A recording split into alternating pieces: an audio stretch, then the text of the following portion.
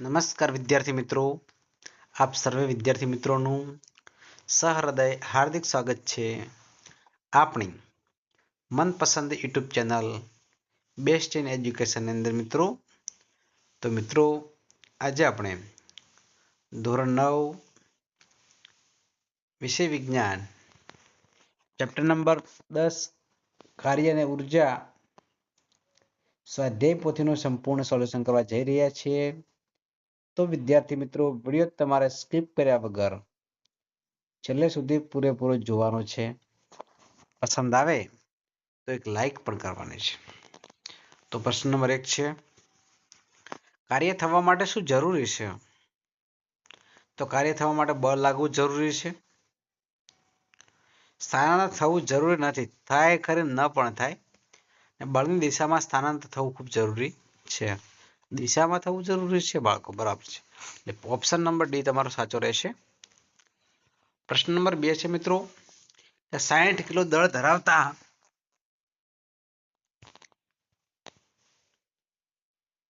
એક માણસ 15 કિલો દળવાળી પાણી ડોલ લઈને 20 મીટર ઊંચાઈએ ચડે છે તો થતું કાર્ય ખાલી જગ્યા કિલો જૂલ થાય.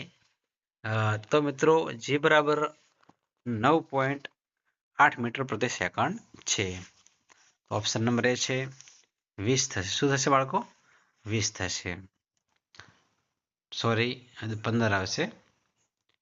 12 કિલોગ્રામ દળવાળા એક બોક્સને સમસ્થિતિ સપાટી પર બળ F લગાવીને અચળ વેગથી ખેંચવામાં આવે છે. જો ઘર્ષણ બળ 49 ન્યૂટન હોય તો 10 મીટર સ્થળાંતર દરમિયાન થતું કાર્ય ખાલી જગ્યા જૂલ થાય છે. તો મિત્રો 0 થાય છે. પદાર્થની ગતિ ઉર્જા ખાલી જગ્યા છે તો ઓપ્શન નંબર સી છે, તેના દળ તેમજ ઝડપ બંને પર આધાર રાખે છે.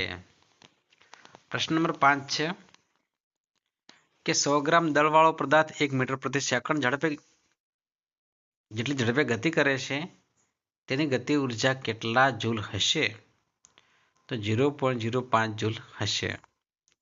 નંબર 6 છે, 4 કિલોગ્રામ દળ ધરાવતા પદાર્થનું વેગમાન 20 કિલોગ્રામ મીટર પ્રતિ સેકન્ડ હોય તો તેની ગતિ ઉર્જા ખાલી જગ્યા હશે? તો 50 જૂલ હશે.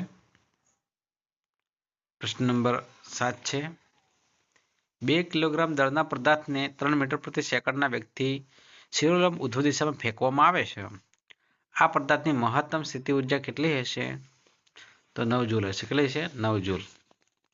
પ્રશ્ન નંબર 8 છે, જમીન પરથી એક પદાર્થને 10 જૂલ જેટલી ગતિ ઉર્જા સાથે ઉધ્વ દિશામાં ફેંકવામાં આવે છે તો 5 મીટર જેટલી મહત્તમ ઊંચાઈ પ્રાપ્ત કરતો હોય તો તેનું દળ શોધો. તો 0.2 કિલોગ્રામ.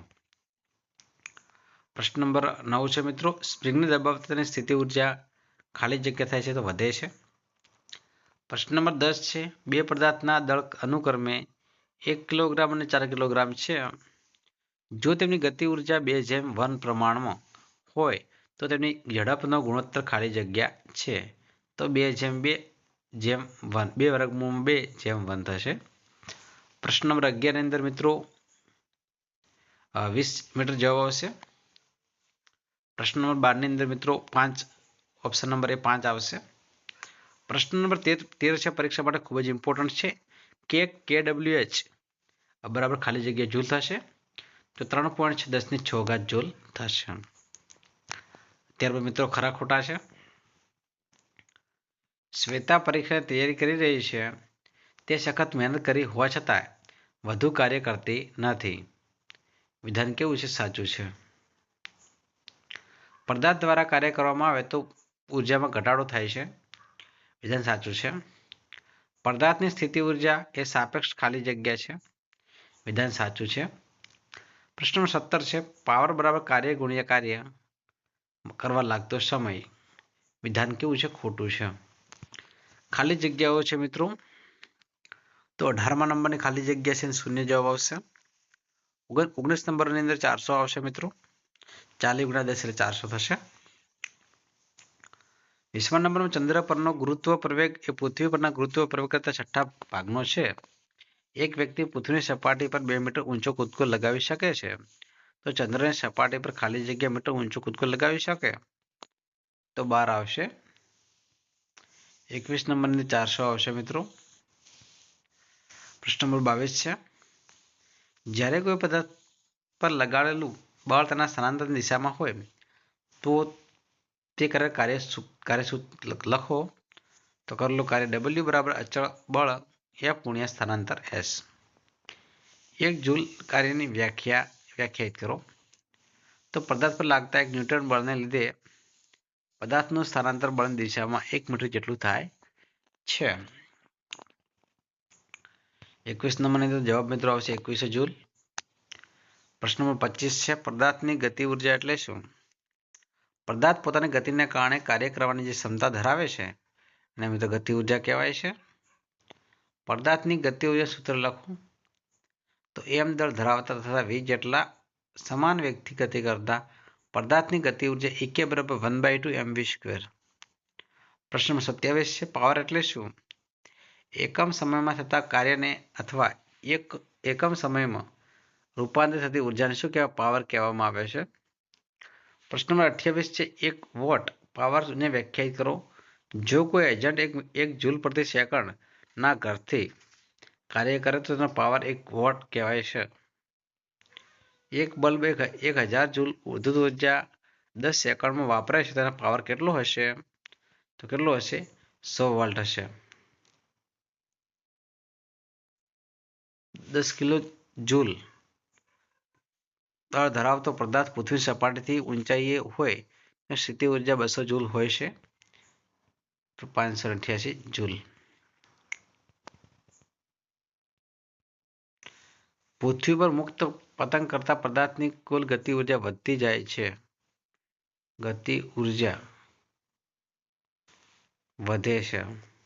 અસહમત.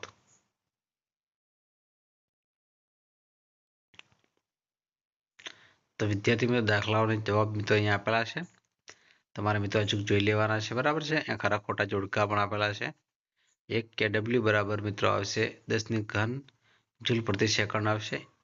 1 kWh એની અંદર મિત્રો આવશે 3.6 10⁶ જૂલ. ગતિ ઉર્જા છે એની અંદર FS આવશે. પાવર છે તો પાવરની અંદર મિત્રો FP આવશે. ત્યારબાદ મિત્રો મુક્ત પતન પામતો એક પદાર્થ છે એની અંદર મિત્રો EP થી EK આવશે. સાદું લોલક છે તો સાદું લોલકની અંદર EP EK આવશે. બરાબર મિત્રો હવે બી આવશે. તો વિદ્યાર્થી મિત્રો એ પ્રશ્નો અમે આપેલા છે એ મિત્રોને જવાબ પણ મિત્રો વ્યવસ્થિત લખેલા છે. વિડીયો લોંગ ના થાય એ માટે તમારે મિત્રો અમે સ્કીપ કરીએ છીએ. તમારે વિડીયો સ્ટોપ કરીને મિત્રો લખતા જવાનું છે. તમારો કિંમતી સમય તમારે સચવાઈ રહે. તો મિત્રો તમારે અચૂક જવાબ જોઈ લેવાના છે. મિત્રો તમને વિડીયો પસંદ આવતો હોય તો વિડીયોને લાઈક કરજો. ચેનલ પર નવા હોય, ચેનલને હજુ સુધી સબસ્ક્રાઈબ ન કરી હોય તો ચેનલને મિત્રો અચૂક સબસ્ક્રાઈબ કરજો.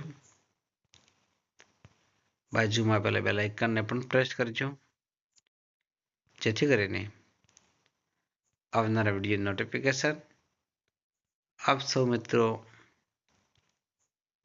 મળતી રહે. માટે મિત્રો તમારે ચેનલ ઉપર નવા છો અને મિત્રો તમારા મિત્રોને પણ ખાસ શેર કરવાનો છે. આ મિત્રો વિભાગ સી આવી ગયો છે. પદાર્થની ગતિ ઉર્જાનું સૂત્ર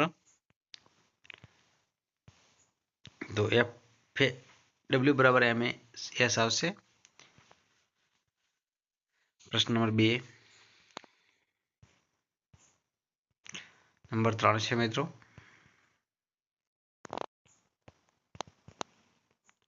હવે નંબર 4 આવશે. આ ચેપ્ટરની અંદર મિત્રો ખાસ તમારે સૂત્રો કરી લેવાના છે. પરીક્ષા માટે ખૂબ જ ઇમ્પોર્ટન્ટ હોય છે. બરાબર સૂત્ર તમારે ખાસ કરી લેવાના. પરીક્ષા માટે ખૂબ જ ઇમ્પોર્ટન્ટ હોય છે. બરાબર કેસ સ્ટડી આધારિત વિષય આધારિત પ્રશ્ન છે કે પદાર્થની ગતિ ઉર્જા સૂત્ર વેગમાનના પદમાં જણાવો. તો EK બરાબર P² / 2m. જો પદાર્થનું વેગમાન 0 હોય તો પણ તેની કુલ યાંત્રિક ઉર્જા શૂન્ય હોતી નથી. કેમ?